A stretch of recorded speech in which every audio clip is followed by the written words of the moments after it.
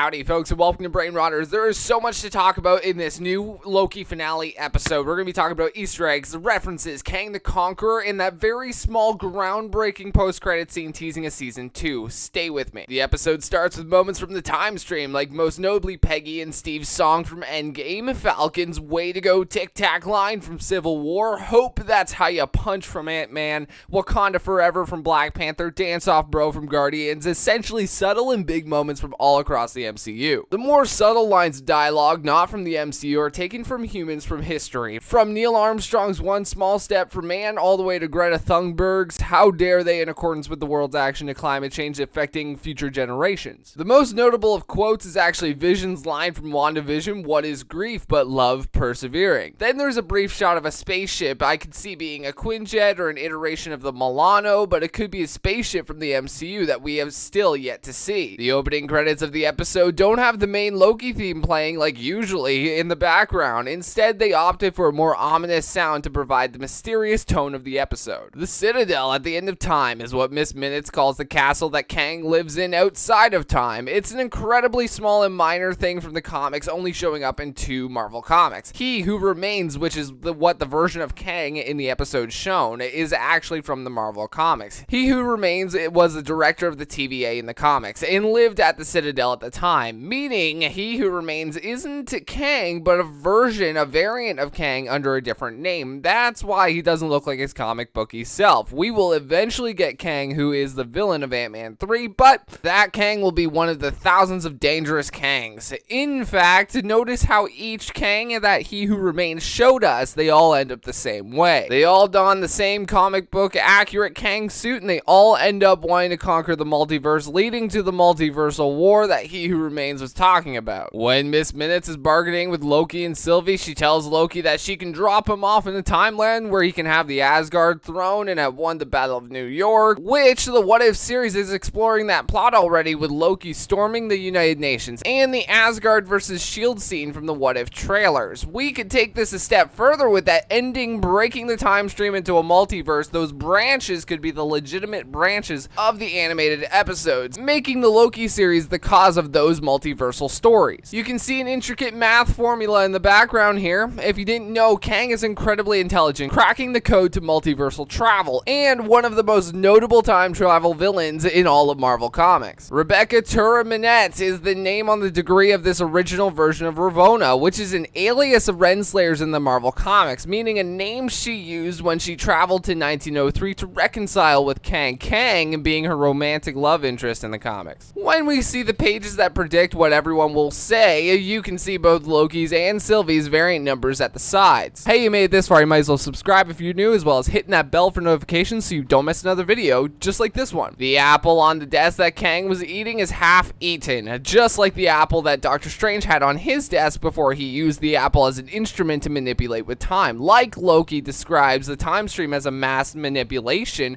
the apple being representative of the time stream being manipulated. A more subtle detail is when Kang said he's been called many names, such as a conqueror, his name being Kang the Conqueror from the comics. When Kang was describing his origin, he says the variant of himself, the evil one, is from the 31st century. Well, the evil Kang we know in the comics is instead from the 30th century, a minor change from his origin. But anyway, we can see that the reset charges seen earlier in the show are actually built by the Kang variants being seen on the table that they are working on. The way Kang talks about Alioth in this scene being very, very angry, almost like Alioth even being brought up, brings up a certain hatred in Kang. This is because in the comics, Alioth had a bigger empire than Kang's, even rivaling him for conquering the time stream. You know, Alioth was even bigger of a threat than that of Kang. Kang's last words to Sylvie is, "I'll see you soon." Now, that could be interpreted as Kang saying he knows everything even when she dies. So the line is more or less to say, "I'll see you soon" in the afterlife, foreshadowing the death of Sylvie. However, I think it's instead foreshadowing the fact that he himself won't see her soon. No, his variants instead will come storming the Citadel, thus foreshadowing Sylvie's death anyway. So let's talk about that very small but groundbreaking post-credit scene. Loki will return in season 2 is what the stamp says. It reminds me of all the times in the theaters when, just before the credits, the Marvel movie would end with Guardians of the Galaxy will return or something like that. It's a nostalgic notion for me. Anyway, this means that Loki is the first MCU Disney Plus show to have already been been renewed for a second season. WandaVision is still up in the air, with Vision now alive in a suit, but boggled brain. That could prove troublesome for a love plot between Wanda and him. Not sure if there's still story left in there. In the scope of Captain America and the Winter Soldier, I don't think that there will be a second season, just because of the fact that Marvel is developing a fourth Captain America movie, and Sam Wilson's arc will be more explored in theatrical versions of his character, along with Bucky Barnes. However, you can do a second season of Loki because the TVA exists outside the time stream, and the TVA is still relatively new with many stories and avenues to explore. My predictions for season 2, since the second season will come out after Ant-Man 3, starring Kang as the villain, we can likely see Loki deal with a different version of Kang than the one we get in Quantumania, like deal with an entirely new variant of him, if not variants. Thank you all so much for watching. What'd you think of this video? What'd you learn? What did I miss? What did you miss? Let me know all your thoughts in the comments section below. I want to hear all your theories. Thank you all for the massive support recently, and have a great rest of your day.